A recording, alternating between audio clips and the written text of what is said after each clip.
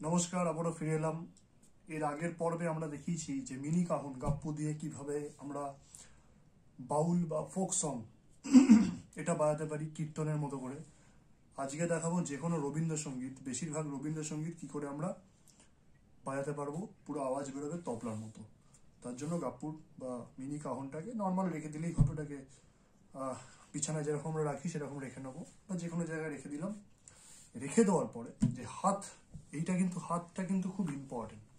এই হাত হচ্ছে এমন একটা জিনিস, এই হাতের মধ্যে দিয়ে কিন্তু আমরা বাজাতে পারবো, এবং যতই এখানে বিট বা ক্ল্যাপ ইউজ করা হোক না কেন, আঙুলের কিন্তু একটা গুরুত্বপূর্ণ ভূমিকা অবশ্যই আছে।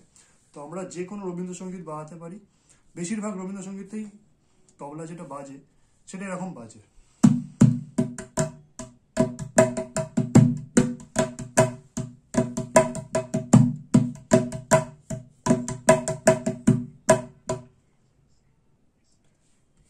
তো এটাকে বাজানোর জন্য খুব সিম্পল বিষয়টা দরকার, সেটা হচ্ছে এই হাতের এই মুভমেন্টটা আনা একদম ঠিক এখানটায়। তাহলে কিরকম,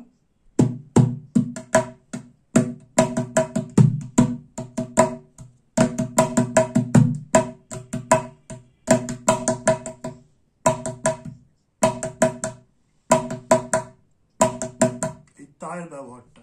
তাহলে আমরা একটু স্লো মোশনে দেখে নিই। দুটো বিট পড়বে, তারপরে বাঁ হাত এইটা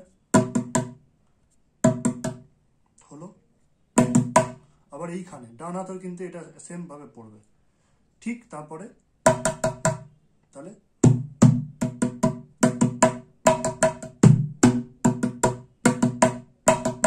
এরকম 5টা ভাগে কিন্তু আমরা একটা তাল তৈরি করতে পারি।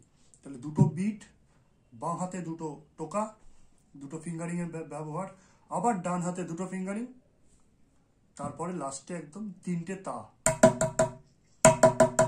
এরকম আওয়াজটা বেরোবে। তাহলে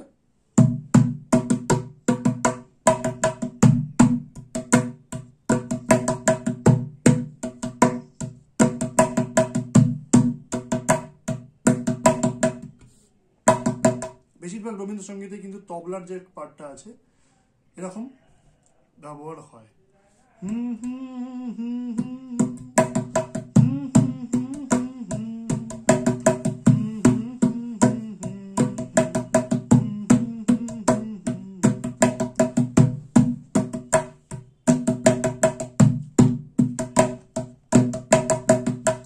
তাহলে আরেকবার আমরা দেখে নিই। দুটো বিট,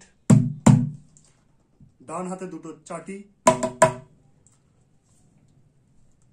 দুটো বিট, ডান হাতে দুটো চাটি, আবার বাঁ হাতে দুটো চাটি, আবার ডান হাতে দুটো চাটি, মানে তা, তারপরে 3টে শেষে একদম 3টে তা।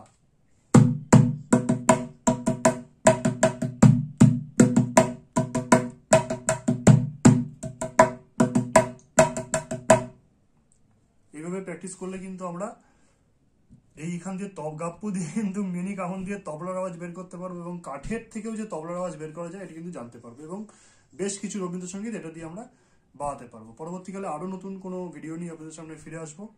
আশা করি এই টিউটোরিয়ালটা ভালো লেগেছে। অবশ্যই চ্যানেলটিকে সাবস্ক্রাইব করুন, লাইক করুন, এবং নিয়ে আসছি পরবর্তী সিম্পল ভাবে বিষয়টাকে বোঝানোর জন্য আমরা অবশ্যই আবারও ফিরে আসবো গাপ্পুর নতুন টিউটোরিয়াল নিয়ে। ধন্যবাদ।